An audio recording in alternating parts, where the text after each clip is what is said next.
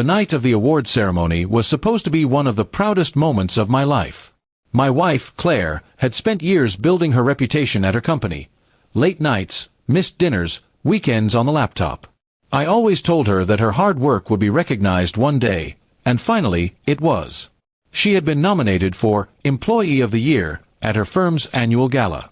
I helped her pick out her dress, polished her shoes, and told her she'd be amazing.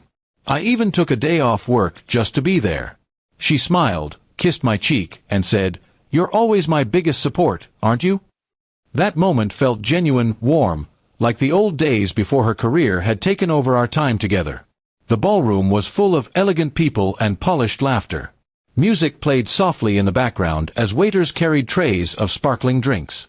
Claire looked radiant, glowing with confidence. When her name was announced, I stood and clapped until my hands stung.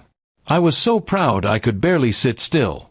She walked to the stage, accepted the award, and began her speech. It started beautifully, full of gratitude for her team and her mentors. I recorded everything on my phone, smiling at every word. But then she said something that made my chest tighten. "And finally," she said into the microphone, "I want to thank my real partner, someone who believed in me every step of the way.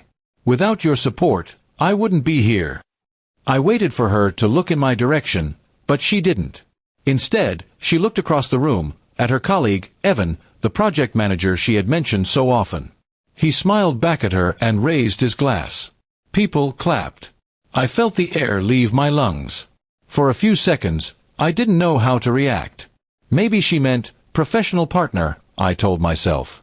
Maybe it was just a poor choice of words. Still, it stung deeply.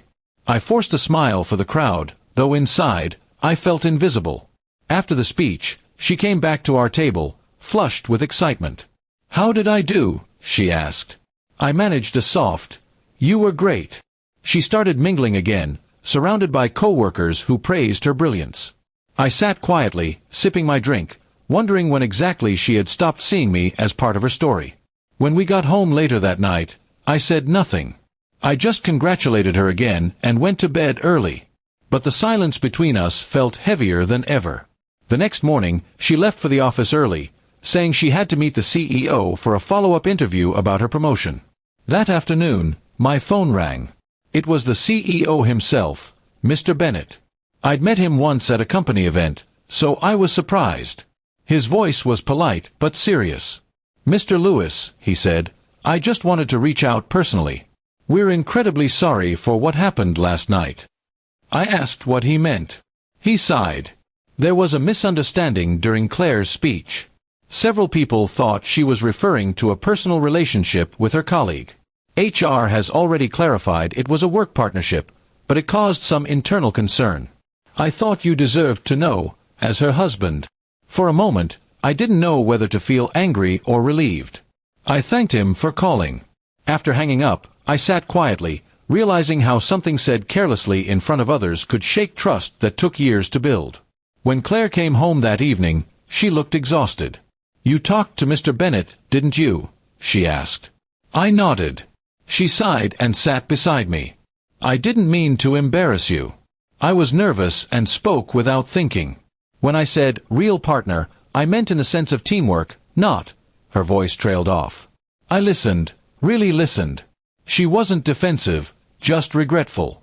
I could see she understood how much her words had hurt. I told her calmly, "Words matter, Claire. Especially when the person who's been beside you for years is watching from the crowd." She took my hand and whispered, "You're right. I got caught up in trying to prove myself at work and forgot who's been holding me together outside of it." There was no dramatic apology, just quiet honesty.